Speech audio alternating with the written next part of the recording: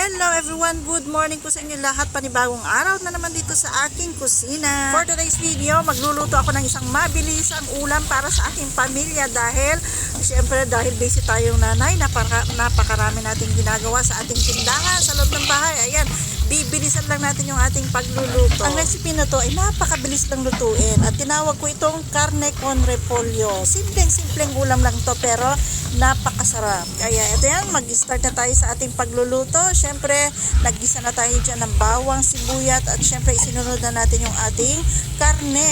Ang parang ko ng pagluluto ng karne para mapabilis yung aking pagluluto ay maaga pa lang ay nilalaga ko na yung pork. Half cook lang yung ginagawa ko para pagka ginisa ko na siya ay mas madali na siyang lutuin. And ayan na nga, naihalo-halo ko na at naigisa na natin yung ating pork. Lumabas na yung kanyang natural na mantika at syempre nilagyan ko na rin siya ng paminta at nilagyan ko na rin ng oyster sauce.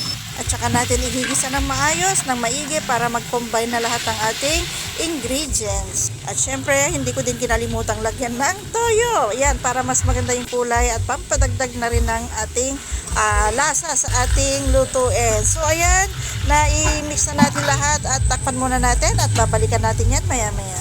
At pagkaraan ng ilang minuto, ayan, balikan na natin at check natin.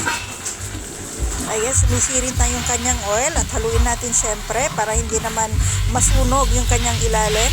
And maya-maya isusunod na rin natin yung ating repolyo.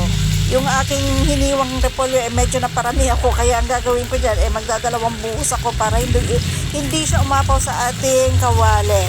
And ayan, binuhos ko na nga yung kalahating kawali. Ang gagawin ko dyan, haluin ko lang maigi para bumaba yung ating repolyo at para isunod ko naman yung natitira pang kalahati. At pagkatapos yan, syempre, hahaluin natin maigi para maghalo-halo na lahat ng ating ingredients. Itong recipe ko na to ay hindi ko na siya tinutubigan. Yan, kung sana yan ang magpapawis at stir fry yung ating lutuin dyan at hindi ko yan masyadong i-overcook kasi mas masarap pa rin yung crunchy yung ating gulay.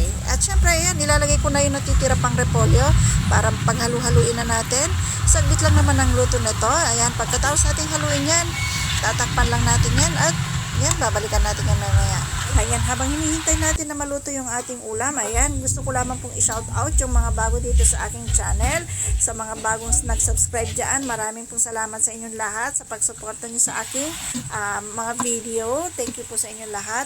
At kung bago ka sa aking channel at hindi ka pa nakakapag-subscribe, please subscribe to my channel at pakiclick na rin po ang bell button para lagi kang updated sa ating mga videos. Thank you po sa inyong lahat. Sana'y nasa mabuti kayong kalagayan. And ayan, balikan natin yung ating niluluto. Ayan, haluin natin para naman pantay yung kanyang pagkakaluto. Ayan, ilang saglit na lang yan. Pwede na yung hanguin at iserve sa lamesa. Nakahain na rin yung aking mga kanin doon at yung mga plato at ito na lang yung kulang. So, ayan na nga.